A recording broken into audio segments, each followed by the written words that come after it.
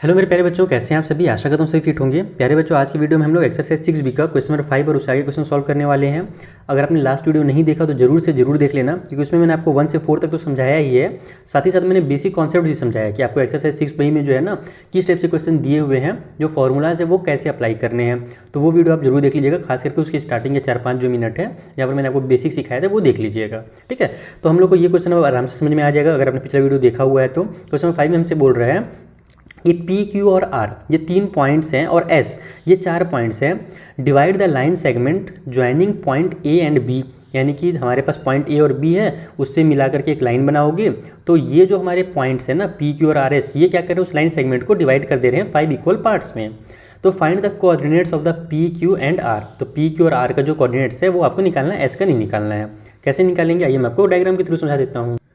तो देखो यहाँ पर हमने एक लाइन बना लिया, लाइन सेगमेंट बना लिया। इसके कोऑर्डिनेट्स जो है वो A और B हैं जो हमको दिए हुए हैं। ओके, हमको क्या बोल रहा है कि P, Q, R और S जो है इसको डिवाइड कर रहा है इक्वल पार्ट में। तो ये पहला मान लो P होगा, यहाँ पर Q लिख लेता हूँ, ये हो गया R, तो ये हो जाएगा S। ठीक है, नहीं अभी कम हो जा रहा है, ये तो 4 ही पार्ट हुए ना, 5 पार्ट बना रहा है, तो थोड़ा सा और छोटा करना पड़ेगा। मान लो यहाँ पर मेरा P आ रहा होगा, ये वाला जो मेरा पॉइंट है ये Q आ जाएगा, यहाँ पर मेरा पॉइंट एक R आ जा रहा है, और यहाँ पर जो मेरा पॉइंट है वो S आ जा रहा है।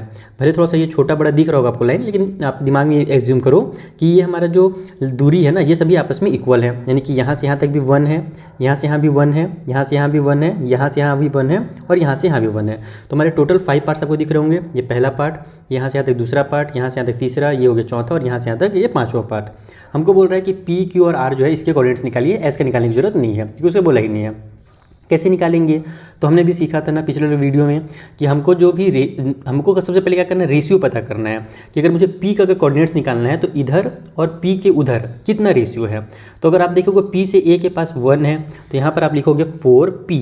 P के लिए ओहो ऐसे नहीं, 4P ऊपर में लिखो। P के लिए जो M होगा, यानी जो पहला वाला रेशियो होगा वो इधर वाला 1 हो जा रहा है, तो 1 है। और जो n है वो कितना भी है, तो P से लेकर के B तक जितने भी हैं सभी n हो जाएंगे, यानी ये जो है पूरा रेशियो हो जाएगा, पूरा जोड़ दो 1 2 3 एंड 4, तो n जो है वो हमारा 4 हो जाएगा। बस अब आप फॉर्मूला लगा दो। तो P के जो कोऑर्डिनेट्स हैं वो निकालने के लिए हम लोग मान लो पहले वाले को x मान लेते हैं, दूसरा वाले को y मान लेते हैं। ठीक है, x और y अगर ले लेते हैं तो हमारे पास हमको पता है फॉर्मूला कि सबसे पहले x का निकालने के लिए हम लोग क्या करते हैं, m लिखते हैं, फिर x2 प्लस में हमारा n लिखता है, और फिर x1 लिखा जाता है, नीचे में हमारा m प्लस n होता है। फिर y का जो कोऑर्डिनेट्स है वो निकालने के लिए हम लोग सेम फॉर्मूला लगाते हैं, m और y2 प्लस में n और y1, और डिवाइड बाई में हमारा m प्लस n हो जाता है। इस तरीके से हमारे पास हम लोग का p का जो वैल्यू है ना वो निकलेगा, p के जो कोऑर्डिनेट्स है वो निकलेंगे। तो अब m का वैल्यू हमारे पास p के लिए 1 था, जैसे हमें दिखाई दिया। x2 x1 तो सब के लिए सेम रहेगा, x2 हमारा ये है, x1 ये है, तो ये हो जाएगा हमारा मल्टीप्लाई में 6 प्लस में n का वैल्यू 4 है और x1 का वैल्यू 1 है। नीचे में हमारे पास हो जाएगा 1 प्लस 4। इधर हो गया हमारे पास फिर से m का वैल्यू कितना है, हमारे पास 1 है, और y2 जो हमारे पास 7 दिया हुआ है, n का वैल्यू हमने 4 निकाल लिया है, और y1 का वैल्यू हमको यहाँ पे 2 दिया हुआ है। नीचे में हमारे पास फिर से वही हो जाएगा 1 प्लस में 4। इसको अपन सॉल्व कर लेते हैं फटाफट। तो ये निकल कर क्या आ जाएगा, 1 6 जा 6, 4 1 जा 4, तो 6 और 4 हमारा 10 हो जाएगा। नीचे में हमारे पास 5 आ गया, इधर हमारे पास 7 1 जा 7 एंड 4 2 जा 8 हो जाएगा, तो 7 और 8 को ऐड करूँगा तो मेरा 15 आ जाएगा, तो 15 डिवाइड बाई 5 आ गया। इसका मतलब कि जो P के जो कोऑर्डिनेट्स होंगे वो कितने हो जाएंगे, देखो 5 2 जा 10 होता है, तो 2 हो गया पहला वाला, और 5 3 जा 15 होता है, तो 3 हो गया दूसरा वाला। तो ये P के कोऑर्डिनेट निकल गए 2 एंड 3। कितना आसान था निकालना। तो पिछला वीडियो अगर आप देखोगे तो आपको बहुत आसान लगा होगा, नहीं देखे तो जरूर देख लेना। अब Q के कोऑर्डिनेट्स निकाल लेते हैं, तो उसमें भी अपन x2 x1 ही मान लेते हैं। आप A B कुछ भी लिख सकते हो, लेकिन नहीं भी लिखोगे तो भी चलेगा। ये सब बस लिखा इसलिए जाता है ताकि कन्फ्यूजन ना रहे माइंड में। लेकिन यहाँ पर आपको ये चीज़ जरूर लिखना पड़ेगा कि Q के लिए जो रेशियो है ना वो चेंज हो जाएगा। तो यहाँ पर मैं लिख देता हूँ 4Q। Q के लिए जो M की वैल्यू रहेगी वो कितनी हो जाएगी, तो देखो यहाँ पर अब Q मेरा यहाँ से यहाँ तक हो गया पूरा, तो 1 प्लस 1 कितना हो जाएगा, 2 हो जाएगा m का वैल्यू, और इधर हमारे पास 3 हो जाएगा n का वैल्यू। तो Q के लिए m इक्वल टू 2 और n इक्वल टू 3 हो रहा है। अब आप लोग निकालिए Q के कोऑर्डिनेट्स। तो ये हो जाएगा हमारे पास यहाँ से Q इक्वल टू, फिर से हम लोग वही m यानी कि पहला वाला हमारा 2 हो जाएगा, फिर x2 हमारे पास वही दिया हुआ है 6, उसके बाद n हमारे पास हो जाएगा इस बार 3, और x1 दिया हुआ है 1। ठीक है, x2 x1 का तो वैल्यू चेंज होने वाला नहीं, बस m और n का वैल्यू चेंज होने वाला है। नीचे में हमारे पास हो जाएगा 2 प्लस में 3। ठीक है, उसके बाद y के लिए हम लोग इधर सेम चीज़ करेंगे, m के बदले में हमारा 2 हो जाएगा, और y2 हमारे पास दिया हुआ है 7। अब मैं देखो ऊपर नहीं देख रहा हूँ ना, अब मैं यहाँ से देख देख के उतार ले रहा हूँ, क्योंकि उससे थोड़ा सा आसान पड़ेगा, मुझे फटाफट समझ में आ जाएगा। उसी तरीके से n जो है हमारे पास वो 3 है, और y2 हमारे पास 2 है। सॉरी y1 जो है वो हमारे पास 2 है। नीचे में हमारे पास हो जाएगा फिर से वही 2 + 3। इसको भी एक ही लाइन में एकदम सॉल्व कर देता हूँ मैं। q = हो जाएगा 6 × 2 = 12 और 12 में 3 ऐड करूँगा तो हो जाएगा मेरा 15। नीचे में 5 आ गया और इधर हमारे पास 7 × 2 = 14 और 3 × 2 = 6, तो 14 और 6 हमारे पास 20 हो जाएगा, तो 20 / 5 आ गया। तो ये हो गया हमारे पास q के जो कोऑर्डिनेट्स हैं वो हो जाएगा 5 × 3 = 15 एंड 5 × 4 = 20, यानी 3 और 4 जो होंगे वो q के कोऑर्डिनेट्स होंगे। ओके, अब लास्ट हमारे पास क्या बचा, हम लोग को कौन सा बोला था, r का भी कोऑर्डिनेट्स निकालने के लिए बोला था। तो यहीं पर मैं लिख देता हूँ 4r। r के लिए जो हमारा m का वैल्यू होगा वो कितना होगा भैया, r यहाँ पे आ रहा है, ठीक है। ये वाला पॉइंट मान लो हमारे पास r है, तो ये हमारा 1, 2 एंड 3, इधर हमारा m का वैल्यू 3 हो जाएगा और इधर 2 ही हमारे पास बच रहा है, तो n का जो वैल्यू होगा वो 2 होगा। m का वैल्यू 3 हो गया और n का वैल्यू हमारा 2 हो गया, तो ये हो जाएगा r = ये बन गया हमारे पास m का वैल्यू हमारे पास कितना है, 3 है। उसके बाद x2 हमारे पास 6 है, ये वाला यहाँ से मैं देखो उतार रहा हूँ फटाफट। n का वैल्यू 2 है और यहाँ पर 1 हो जाएगा, नीचे वही 3 + 2 ही रहेगा क्योंकि टोटल तो हमारे पास 5 ही है वहाँ पर। उसके बाद फिर से यहाँ पर हो जाएगा हमारा 3 ब्रैकेट में 7 प्लस में 2 और ब्रैकेट में 2, नीचे में हमारे पास हो जाएगा 3 और प्लस में 2। बस एक ही लाइन में इसको भी सॉल्व करते हैं एकदम जल्दी से। तो r = हो गया हमारे पास 6 × 3 = 18 और 2 हो जाएगा 20, नीचे में हो गया 5 और इधर हमारे पास 21 और ये हो जाएगा 2 × 2 = 4, तो ये हो जाएगा 25/5। तो ये बन गया हमारे पास r के कोऑर्डिनेट्स कितने हो जाएंगे भैया, तो ये हो जाएगा 4 और ये इधर से आ जाएगा 5। तो इस तरीके से आपको p के और r के जो कोऑर्डिनेट्स है वो निकाल लेते हैं। कितना आसान क्वेश्चन था, आई होप आपको बहुत अच्छे समझ में आ गया होगा। अगला वाला क्वेश्चन भी सिमिलर है, आइए उसके भी कुछ पार्ट्स जो है ना मैं आपको सॉल्व करके दिखा देता हूँ। तो देखो एकदम सेम क्वेश्चन है, क्वेश्चन नंबर 6 वाला भी। a और b हमको 2 पॉइंट्स दिए हुए हैं, उनको जोड़ने वाली एक लाइन है, उसके बीच में इस बार 3 पॉइंट आ रहे हैं, p, q और r आ रहे हैं। अगर मैं यहाँ पर p लेता हूँ, यहाँ पर q लेता हूँ, यहाँ पर r लेता हूँ, तो ये जो पूरी लाइन है ना उसको 4 पार्ट में डिवाइड करेंगे। देखो एक पार्ट, दूसरा पार्ट, ये तीसरा पार्ट और ये चौथा पार्ट। सभी का वैल्यू हमने 1, 1 रख दिया क्योंकि यहाँ पर भी इक्वल बोला गया था। हमको p और q और r इन तीनों का इस बार फिर से वैल्यू निकालना है। तो p के लिए हमारे पास m का वैल्यू कितना हो जाएगा, 1 हो जाएगा और n का वैल्यू कितना हो जाएगा, 3 हो जाएगा। इधर देखो 1, 2 और 3, यहाँ से p से b तक की दूरी जो है, तो ये हमने m और n दोनों रेशियो लिख लिए। अब अपन फटाक से p का वैल्यू निकाल देते हैं। आपको फॉर्मूला पता ही है, एक बार मैं फॉर्मूला फिर से लिख देता हूँ। m हमारा x2 प्लस में n हमारा x1 डिवाइड बाई में m + n। उसके बाद फिर इधर हम लोग y का जब निकालेंगे तो m y2 और प्लस में n y1 और डिवाइड बाई में इधर भी हमारे पास m + n हो जाएगा। एक बार हमने बस फॉर्मूला लिखा है, अगली बार से हम लोग फटाफट बस सॉल्व करेंगे। तो p का वैल्यू यहाँ से हो जाएगा हमारे पास m यानी कि 1, x2 हमारे पास दिया हुआ है 5, तो ये हो जाएगा हमारा मल्टीप्लाई में 5, n का वैल्यू 3 और x1 का वैल्यू दिया हुआ हमको 1, तो यहाँ पर मल्टीप्लाई में 1, नीचे में हमारे पास हो जाएगा 1 प्लस में 3 m + n। m का वैल्यू फिर से हम लोग लिखते हैं 1, y2 हमको कितना दिया हुआ है, तो माइनस का 2 दिया हुआ है, तो मल्टीप्लाई में माइनस का 2 और फिर प्लस में n का वैल्यू हमारा 3 हो गया और y1 का वैल्यू हो जाएगा 6, डिवाइड बाई में हमारे पास फिर से 1 + 3 आ गया। Is that clear. अब यहाँ से अपन सॉल्व करते हैं, तो ये हो जाएगा 5 × 1 = 5 और 3 × 1 = 3, तो 5 और 3 बन गया हमारा 8, ठीक है। और नीचे में हमारे पास 4 आ जाएगा, इधर हमारे पास माइनस का 2 हो जाएगा और 6 × 3 = 9 हो जाएगा। तो 9 में से अपन 2 अगर माइनस करते तो हमारा 7 आ जाएगा। तो लेकिन ये फिर कट तो होगा नहीं यार, तो ये हमारा फ्रैक्शन में तो आंसर दिया नहीं होना चाहिए, कुछ गलत लिखा है क्या मैंने। m का वैल्यू 1 था, हाँ ठीक है लिखा है, n का वैल्यू 3 भी ठीक लिखा है, y2 मेरे पास यहाँ पर -2 दिया हुआ है और y1 6 दिया हुआ है ना, बिल्कुल ठीक तो लिखा है हमने। तो यहाँ से इसका वैल्यू जो है वो हमारा -2 और फिर -9 कैसे, अच्छा अरे यार 6 × 3 = 9 कहाँ से होता है, मैं भी मेरा ध्यान कहाँ है। 6 × 3 = 18 हो जाएगा, 18 में से 2 माइनस होगा हमारे पास तो 16 आ जाएगा, तब ये कट हो जाएगा। तो इधर हम लोग लिखते हैं 16 क्योंकि बड़े नंबर में प्लस की साइन है और नीचे में हमारा 3 और 1, यहाँ पर भी 4 हो जाएगा। तो जो p के कोऑर्डिनेट्स है वो कितने निकल गए, 4 × 2 = 8, 4 × 4 = 16, यानी 2 और 4 जो होगा वो p का कोऑर्डिनेट होगा। बॉक्स में इसको भी कर दो आप लोग क्लोज। अगले पास आ जाओ q के पास। तो q के लिए हमारे पास इसमें भी मैं लिख दूँ m का वैल्यू, चलो लिख ही देता हूँ 4q। m का जो वैल्यू है वो कितना है, तो देखो q के लिए m का वैल्यू 2 हो जाएगा इधर और इधर भी हमारे पास 2 है, तो दोनों का वैल्यू 2 2 हो जाएगा, m का वैल्यू 2 और n का वैल्यू भी 2 हो जाएगा। तो अब q का वैल्यू निकाल देते हैं अपन जल्दी से। तो सबसे पहले हमारे पास m यानी कि 2 और x1 x2 जो है हमारे पास 5 है ही। अब फटाफट बस यहाँ से देखते जाओ और उतारते जाओ। उस तरीके से n का वैल्यू 2 हो जाएगा और x1 का वैल्यू 1 दिया हुआ है, नीचे में 2 + 2 कर दो, इधर भी सेम काम करो 2 और ब्रैकेट में माइनस का 2 प्लस में 2 और ब्रैकेट में हमारे पास 6 हो जाएगा, ठीक है। ये हो जाएगा हमारे नीचे में 2 + 2, ओके इतना क्लियर है। इधर हमने स्क्वायर बनाया तो इधर भी स्क्वायर ब्रैकेट बनाना पड़ेगा। तो q के कोऑर्डिनेट्स कितने हो गए भैया, 5 × 2 = 10 और 2 12 हो गया, तो 12 बाई में 4 आ जाएगा और इधर से हमारे पास 6 2 जा 12 हो गया, 2 2 जा 4 हो जाएगा, लेकिन ये माइनस का 4 बनेगा, तो +12 और -4 इक्वल टू 8 आ जाएगा हमारा आंसर प्लस माइनस करने के बाद।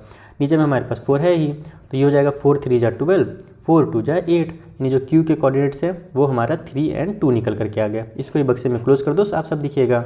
अब लास्ट में हम लोग 4 आर लिख करके कि आर के जो हमारे आर के लिए एम का वैल्यू कितना हो जाएगा, तो 3 हो जाएगा एम का वैल्यू, है ना। इधर से 3 पॉइंट दिख रहा है मुझे साफ साफ, और एन का वैल्यू जो है 1 हो जाएगा। देख लो यहाँ से आर के लिए 3 हो गया और इधर से 1 हो गया।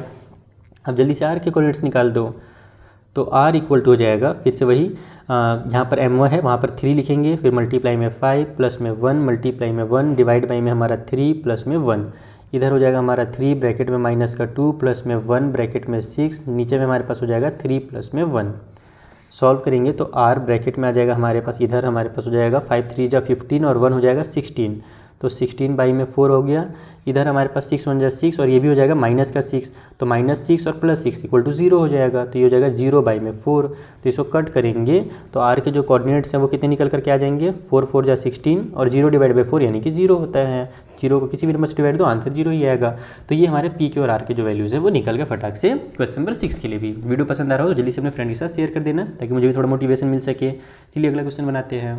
सो 7th क्वेश्चन से कहा जा रहा है कि the line segment joining point A and B is trisect at the point P and Q. देखो यहाँ पर अपने को पहले बताया गया था, ट्राइसेक्ट वाले क्वेश्चन आपको मैंने पहले ही करा दिया है, उसी टाइप से क्वेश्चन फिर से आ गया है कि जो लाइन सेगमेंट बनेगा ए और बी को ज्वाइन करने पर वो 3 बराबर पार्ट में कट रहा है, जिसमें 2 पॉइंट लगेंगे और दोनों पॉइंट हमको पी और क्यू दे दिए हैं, आधा आधा दिया है। पी का पहला वाला नहीं दिया है, दूसरा वाला दिया है, क्यू का पहला वाला दे दिया है, दूसरा वाला नहीं दिया है। हमको यहाँ पर ये जो पी और क्यू है ना ये पता करने, तो ये बहुत आसान क्वेश्चन है और 2019 में ये आ चुका है, इंपॉर्टेंट क्वेश्चन है, ठीक है। इसको कैसे बनाना है अपन समझते हैं। तो देखो यहाँ पर हमने सारी चीज़ों को लिख लिया है। अब सबसे पहले अपन स्टार्ट करते हैं यहाँ से कि देखो ये दोनों पॉइंट हमारे ए और बी हैं, पी और क्यू क्या कर रहे थे, ट्राइसेक्ट कर रहे थे, यानी कि 3 बराबर बराबर पार्ट में डिवाइड कर रहे थे। यहाँ भी 1 होगा, ये वाला पार्ट भी 1 होगा और लास्ट वाला पार्ट भी जो होगा 1 होगा। हमको p के कोऑर्डिनेट्स दिए हुए हैं, p और -2 है, हमको ये पहला वाला निकालना है, तो हम लोग इसके लिए क्या करेंगे, हम लोग जानते हैं कि जो p के लिए 4p, p के लिए जो m का वैल्यू होगा, 2 रेशियो बनता है, हम लोग जानते ही हैं। तो जो पहला रेशियो होता है वो p से a की तरफ होता है और दूसरा वाला p से b की तरफ होगा। तो इधर आप देखो 1 आ रहा है ना, तो m का वैल्यू जो होगा 1 हो जाएगा और n का वैल्यू जो होगा इधर से यहाँ 1 और 1 2 हो जाएगा, इस तरीके से। अब अपने को क्या करना है, ये पहला वाला पार्ट निकालना है। अगर तो हम इसको ऐसे निकालेंगे कि p का अपने को अगर फर्स्ट वाला पार्ट चाहिए तो सबसे पहले तो अपन देखो सेकेंड वाला दिया हुआ है तो उसको निकालने की भी जरूरत नहीं है, हम डायरेक्ट फॉर्मूला लगाएंगे mx2 प्लस में nx1 और डिवाइड बाई में हमारे पास m प्लस n, ठीक है। तो यहाँ से हमारे पास हो जाएगा ये m का वैल्यू हमने देखा 1 है, x2 यानी कि हमारे पास कौन सा हो जाएगा भैया, तो x2 का मतलब कि हमारे पास ये जो a और b के कोऑर्डिनेट्स दिए हुए हैं इसमें हमारे पास ये जो 1 है ये x2 है और ये हमारा x1 है, ये y2 है और ये y1 है, तो यहाँ पर ये 1 1 जा हो जाएगा। फिर प्लस में n का वैल्यू हमारे पास 2 है तो 2 लिख लो और यहाँ पर हमारे पास x2 का वैल्यू कितना है, सॉरी x1 का वैल्यू कितना है 3 है, तो यहाँ पर 3 उतार लो। नीचे में हमारे पास हो जाएगा m प्लस n, तो ये निकल जाएगा हमारे पास 1 प्लस में 3, तो ये हो गया हमारा 1 मल्टीप्लाई 1 इक्वल टू 1, 3 2 जा हो जाएगा 6, बटा में हमारे पास 3 और प्लस 1 कर देंगे अपन यहाँ से, ये सॉरी 3 कहाँ से आ गया, तो 2 था ना, सॉरी तो 1 और 2 अगर प्लस कर देंगे तो हमारा 3 हो जाएगा। तो ये बन जाएगा हमारा 7 बाई में 3, यानी कि जो पहला वाला था ना वैल्यू ये हमारा 7 बाई 3 है और दूसरा तो दिया ही हुआ है, तो जो p के कोऑर्डिनेट्स हो जाएंगे वो 7 बाई 3 हो जाएगा और -2 हो जाएगा। ये पहला आंसर आ गया हमारे पास। दूसरा q वाले के लिए हम लोग यहाँ पर जैसे x2 लिए थे वहाँ पर अपन y2 ले लेंगे, क्योंकि अपने को q का वैल्यू y वाला वैल्यू चाहिए, बाद वाला वैल्यू चाहिए। तो यहाँ पर पहले आप लिखोगे कि 4q के लिए अगर अपन देखें तो m का वैल्यू कितना होगा और n का वैल्यू कितना होगा, तो q हमारा यहाँ पर है, तो q से a की तरफ अगर आप देखोगे तो 2 रेशियोज हमारे पास है, 1 और 1 2 हो जा रहा है, और q से b की तरफ 1 है, इसका मतलब इस बार m का वैल्यू 2 होगा और n का वैल्यू 1 होगा। तो q के लिए जब हम लोग फर्स्ट वाला पार्ट निकालेंगे तो हम यानी सॉरी सेकेंड वाला जब निकालेंगे तो m y2 plus n y1 और डिवाइड बाई में हमारे पास m प्लस n हो जाएगा। तो ये निकल जाएगा यहाँ पर से m का वैल्यू 2, y2 हमारे पास 2 दिया हुआ है, उसके बाद फिर प्लस में n के बदले में 1 और y2 के बदले में -4 दिया हुआ है। देखो ये मैंने जैसे बताया y2 है और ये y1 है हमारे पास। नीचे में हमारा m प्लस n हो जाएगा यानी कि 2 + 1 हो जाएगा। तो ये कितना निकल जाएगा यहाँ से, q का वैल्यू 2 2 जा 4 हो गया और ये हमारे पास -4 हो गया। नीचे में हमारे पास हो जाएगा 3, तो ये हो गया 0/3 इक्वल टू 0 हो गया। इसका मतलब कि जो q के ऑर्डिनेट्स होंगे हमारे पास, पहला पहला वाला तो 5/3 हमको दिया ही हुआ था, दूसरा वाला जो है ना वो 0 निकल जाएगा। ये y वाला जो है सेकेंड वाला हम लोग y जानते हैं, तो जब हमने यहाँ पर फॉर्मूला लगाया y वाला तो आंसर कितना रहा 0 आ रहा है, यानी कि ये सेकेंड वाला हमारा 0 होगा। तो इस तरीके से आपको दोनों कोऑर्डिनेट्स को निकालने थे। आई होप आपको दोनों समझ में आ गए होंगे अच्छे से। अगर कुछ भी डाउट हो तो इंस्टा टेली के थ्रू पूछिएगा। लास्ट में आप चाहो तो p और q का वैल्यू ऐसे लिख सकते हो कि p जो हमारे पास पहला वाला ये p दिया हुआ था, इसका वैल्यू हमारे पास 7/3 निकल करके आया है, और जो q दिया हुआ था हमारे पास, ठीक है, उसका वैल्यू हमारे पास 0 निकल करके आया है। ये हो गया हमारा क्वेश्चन नंबर 7 कंप्लीट। चलिए अगला क्वेश्चन बनाया जाए। तो देखो जो अगला क्वेश्चन है वो अब और ज़्यादा आसान हो गया है, क्योंकि अब हमको मिड पॉइंट वाला क्वेश्चन दे दिया है। और जैसे कि मैंने आपको पिछले वाले वीडियो में भी बताया था कि जो मिड पॉइंट वाला क्वेश्चन है उसका फॉर्मूला नॉर्मल हमारा जो रेशियो वाला क्वेश्चन होते हैं ना उससे ईजी होता है, तो फॉर्मूला भी आसान रहता है, सॉल्व करना भी आसान रहता है। इसमें हमसे बोल रहा है कि find the coordinates of the mid point of the line segment joining, यानी कि ए और बी का हमको मिड पॉइंट निकालना है, पी और क्यू का मिड पॉइंट निकालना है। आइए मैं आपको फॉर्मूला बता देता हूँ, उसमें वैल्यू पुट करके निकाल लेंगे। तो देखो ये हमको ए और बी का वैल्यू दिया हुआ है, मिड पॉइंट को अपन m मान लेते हैं कि m होगा, और इसको निकालने के लिए हम लोग क्या करते हैं, बहुत ही सिंपल है, x1 प्लस में x2 डिवाइड बाई में 2 किया जाता है, ये इससे हमारा पहला वाला कोऑर्डिनेट निकल जाता है, और इधर हम लोग y1 प्लस में y2 करते हैं, और यहाँ पर भी डिवाइड बाई 2 कर देते हैं, तो इससे y का वैल्यू निकल जाता है। यानी मिड पॉइंट का दोनों कोऑर्डिनेट जो है ना x वाला और y वाला इस फॉर्मूला से निकलते हैं। तो यहाँ पर अपन बस वैल्यूज़ को पुट करेंगे, x1 यानी कि हमारे पास ये जो 3 है, और प्लस में x2 जो है वो -5 हमको दिया हुआ है, तो मैं यहाँ पे प्लस लिखूंगा और फिर -5 लिखूंगा, तो प्लस माइनस माइनस ही हो जाएगा, तो मैं डायरेक्ट यहाँ पे -5 लिख देता हूँ, डिवाइड बाई में 2 हो गया। y1 हमारे पास 0 है और y2 हमारे पास 4 है, और यहाँ भी हमारे पास डिवाइड बाई में 2 हो जाएगा। तो ये निकल करके आज इक्वल क्वेश्चन जरूर लगेगी एग्जाम में। ये हो जाएगा हमारे पास यहाँ पर से 5 में से 3 माइनस हुआ तो माइनस का 2 डिवाइड बाई 2, और इधर हमारे पास हो जाएगा 4/2। तो इसको जब अपन सॉल्व करेंगे तो ये 2 1 जा 2 आ जाएगा, यानी कि -1 हो गया, और ये हो जाएगा 2 2 जा 4, यानी कि -1 और 2 जो होंगे वही मिड पॉइंट होंगे ए और बी का। आप लोग लिख भी सकते हो कि -1 और 2 are mid point of A and B, या फिर ए बी लिख सकते हो ऐसे शॉर्टकट में। तो ये पहला क्वेश्चन सॉल्व हो गया। देखा आपने मिड पॉइंट वाला कितना आसानी सॉल्व होता है। इसी का दूसरा भी ऐसे बना लेते हैं। दूसरा वाले में हमको P और Q नाम दिया हुआ है, इन दोनों का मिड पॉइंट निकालना है, तो फिर से अपन मिड पॉइंट को M मान लेते हैं, और फिर से यहाँ पर फॉर्मूला वही रहेगा x1 प्लस x2 बटा में 2, और यहाँ पर हमारे पास y1 प्लस में y2 डिवाइड बाई में 2। ओके, फॉर्मूला तो समझ में ही गया होगा आपको, बहुत सिंपल सा है।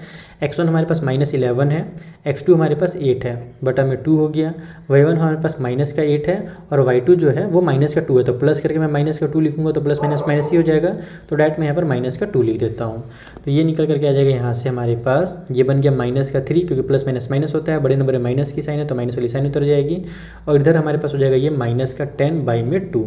तो ये तो हमारा कट भी हो रहा है, तो इसको थोड़ा सा कट कर लेंगे, तो लास्ट में हमारा आंसर जो है m का जो कोऑर्डिनेट्स है -3/2 हो जाएगा, और ये हमारा -5 आ जाएगा, क्योंकि 2 5 10 होता है, और माइनस का साइन है वो उतर जाएगा। तो ये हो गया हमारा क्वेश्चन नंबर 8 का दोनों पार्ट कंप्लीट। सिंपल से क्वेश्चन थे। चलिए 9 थोड़ा देखते हैं क्या दिया हुआ है। तो ये भी मिड पॉइंट वाला क्वेश्चन है। इसमें बोल रहा है कि 2 और जो P है ये क्या है, मिड पॉइंट है लाइन सेगमेंट के, जो कि ज्वाइन हो रहे हैं ए और बी को मिलाने से। यानी ए और बी का जो मिड पॉइंट है ना उसका अपने को कोऑर्डिनेट दिया हुआ है, पहला वाला 2 है और दूसरा वाला P दिया हुआ है, जैसे यहाँ पे दिया हुआ था आगे पीछे। हमको इस P का ही वैल्यू निकालना है, हमको find the value of P बोल दिया है, बहुत ही आसानी से बन जाएगी ये। तो यहाँ पर हमने ए और बी के जो कोऑर्डिनेट्स दिए हुए थे वो हमने लिख लिए हैं। हमको देखो मिड पॉइंट निकालने के लिए बोला है, मिड पॉइंट में भी एक हमको दिया हुआ है, पहला वाला जो 2 है वो दिया हुआ है, दूसरा की जगह में हमको P दिया हुआ है। तो हम लोग क्या करेंगे, यहाँ पर 2 को 2 ही रहने देंगे। हम लोग जानते हैं ना सेकंड वाला निकालने के लिए हम लोग को क्या करना पड़ता है, y1 प्लस y2 बटा में 2 करना पड़ता है। तो बस ये वाला वैल्यू हम लोग निकालेंगे ना तो P का वैल्यू निकल करके आ जाएगा। ये लोग कुछ मत करो आप लोग, फटाफट इसको रहने दो, बस 2 की जगह में 2 रहने दो। y1 कितना है हमारे पास, तो 11 है, सॉरी 11 बोल रहा हूँ, -5 है, तो -5 प्लस में 11 हो जाएगा, नीचे में हमारे पास 2 हो जाएगा। तो ये निकल करके आ जाएगा, यहीं पे निकालते हैं, ज़्यादा पेज वेस्ट नहीं करते हैं। ये बन जाएगा m ब्रैकेट में 2, और ये हो जाएगा हमारे पास प्लस माइनस माइनस हो गया, तो आ जाएगा हमारे पास 6 बटा में 2, क्योंकि बड़े नंबर में प्लस की साइन है तो प्लस वाला 6 हमने लिखा है। तो इसका मतलब कि इसको अपन कट करेंगे तो 3 बन जाएगा। तो जो P का वैल्यू, पहले आप इसको ऐसे लिख लो कि जो मिड पॉइंट है वो 2 और 3 है। इसका मतलब कि सेकंड वाला हमारा कितना आ रहा है, 3 आ रहा है P के बदले में, इसलिए P = 3 भी आपको एग्जाम में जरूर लिखना है लास्ट में, इस तरीके से। ये हो गया क्वेश्चन नंबर 9 भी कंप्लीट। सो 10th वाले में बोल रहा है कि the mid point of line segment A and B is C, यानी कि ए और बी का जो मिड पॉइंट है ना उसको हम लोग m मानते थे, तो इस बार m नहीं बोल रहा है, इस बार बोल रहा है c है इसके मिड पॉइंट, और उसके भी जो कोऑर्डिनेट्स है वो हमको दिए हुए हैं। तो हमको बोल रहा है ए और बी का वैल्यू निकालिए। तो ए और बी देखो आपको यहाँ भी दिख रहा होगा, यहाँ भी दिख रहा होगा, और इसके पास भी आपको दिख रहा होगा। कैसे निकालेंगे ए और बी का वैल्यू, ये समझते हैं। तो देखो ये हमने सारी चीज़ों को लिख लिया है कि ए और बी और सी के ये कोऑर्डिनेट्स दिए हुए हैं। हम लोग जानते हैं कि मिड पॉइंट निकालने के लिए, यानी सी का वैल्यू निकालने के लिए हमको क्या करना पड़ता है, x1 प्लस x2 करना पड़ता है, डिवाइड बाई में 2 करते हैं, और हमको करना पड़ता है y1 प्लस में y2 और डिवाइड बाई में हम लोग 2 करते हैं, तब जा करके हमारा ये वाला और ये वाला वैल्यू निकल करके आता है। हम लोग को ये पता है पहले से है। तो अब देखो इसका ही वैल्यू हमको 1 दिया हुआ है, यानी कि मैं इसके बदले में 1 लिख सकता हूँ ना। इसको ऐसे लिख सकता हूँ मैं कि हमारा x1 प्लस में x2 बटा में जो 2 है वो इक्वल टू 1 दिया हुआ है। अब यहाँ से हमारे पास क्या होगा, इक्वेशन बनेगा। x1 जो है वो हमारे पास कितना है, तो 2a है, तो इसके बदले में आप लोग 2a लिख लो, प्लस में x2 हमारे पास कितना है, तो माइनस का 2 है, तो यहाँ पर माइनस का 2 मैं ब्रैकेट में लिख देता हूँ क्योंकि प्लस के साइन लगा दिया हूँ। तो डिवाइड बाई में जो 2 है उसको उतार लो, इक्वल को साइड में 1 हो जाएगा। इस 2 को उधर भेज देते हैं, तो यहाँ से हमारे पास 2a माइनस में 2 इक्वल टू 2 हो जाएगा। ये 2 1 के पास जाकर के मल्टीप्लाई हो जाएगा, तो 2 1 जा 2 आ गया। अब इस -2 की इधर भेजेंगे तो इधर जाकर के प्लस का 2 हो जाएगा, तो 2 और 2 हमारा 4 बन जाएगा। इसका मतलब 2a का जो वैल्यू है ये 4 आ गया, तो जो a का वैल्यू होगा वो 4 बाई में 2, यानी a का जो वैल्यू वो 2 निकल करके आ गया। देखा आपने कितना आसानी से a का वैल्यू निकल गया। सेम काम करेंगे हम लोग b का वैल्यू निकालने के लिए। ये हमने a का वैल्यू निकाला इधर। अब अपन जानते हैं कि ये वाला जो है हमारे पास y1 प्लस में y2 है ना बटा में 2, ये जो है हमारे पास इसका वैल्यू हमको दिया हुआ है 2a प्लस में 1, तो इक्वल टू आप लोग लिख दो यहाँ पे 2a प्लस में 1। अब y1 कितना है हमारे पास, तो 4 है, तो y1 के बदले में 4, y2 हमारे पास 3b है, डिवाइड बाई में हमारा 2 हो जाएगा। इधर जो 2a लिखा हुआ है ना, तो आप क्या करो a के बदले में 2 पुट कर दो, क्योंकि हमने उसका वैल्यू भी यहाँ पर निकाला ना, a का वैल्यू 2, तो यहाँ पर अपन 2 पुट कर देंगे तो उससे b का वैल्यू निकल जाएगा, प्लस में 1 आ गया। अब देखो मैं चीज़ों को डायरेक्ट ट्रांसफर करता हूँ ना, यहाँ पर हमारे पास 3b रहने देता हूँ, इक्वल को साइड में 2 2 जा 4 और 1 हो जाएगा मेरा 5। ये जो डिवाइड में 2 इधर आकर के मल्टीप्लाई में 2 हो जाएगा, ये 4 जो इधर प्लस में इधर आकर के माइनस में हो जाएगा। चलो इसको इधर रहने देते हैं, एक स्टेप में रहने देता हूँ, तो फिर आप लोग को ज़्यादा कंफ्यूज हो जाओगे कि सर इस 4 को कैसे ले गए। तो ये हमारे यहाँ से बन जाएगा 3b इक्वल टू 10, और ये 4 जैसे बताया आपको इधर आकर के माइनस का 4 हो जाएगा, तो यहाँ से हमारा 3b का जो वैल्यू वो 6 आ जाएगा। तो b का वैल्यू 6 बाई में 3, और हम लोग जानते हैं 3 2 जो 6 होता है, इसका मतलब कि जो b का वैल्यू है वो भी हमारा 2 निकल करके आ जाएगा। तो इस तरीके से आपको कॉन्सेप्ट क्लियर रखना है कि जो हमारा मिड पॉइंट दिया हुआ है एक्चुअल में वो दिया क्या गया है, तो इसका और इसका वैल्यू ही दिया हुआ है, तो बस इसका और इसका वैल्यू इक्वल करके आप लोग रखिए और आपका आंसर जो कंप्लीट हो जाएगा। तो आई होप आपको ये सारे क्वेश्चन जो मैंने इस वीडियो में समझाए हैं अच्छे समझ में आ गए होंगे। कुछ भी डाउट हो तो आप मुझे कमेंट बॉक्स में पूछिएगा। बच्चों मिलते हैं नेक्स्ट वीडियो में, तब तक के लिए थैंक यू फॉर वॉचिंग। और वीडियो पसंद आए तो अपने फ्रेंड्स के साथ जरूर शेयर कीजिएगा ताकि हमें थोड़ा मोटिवेशन मिल सके।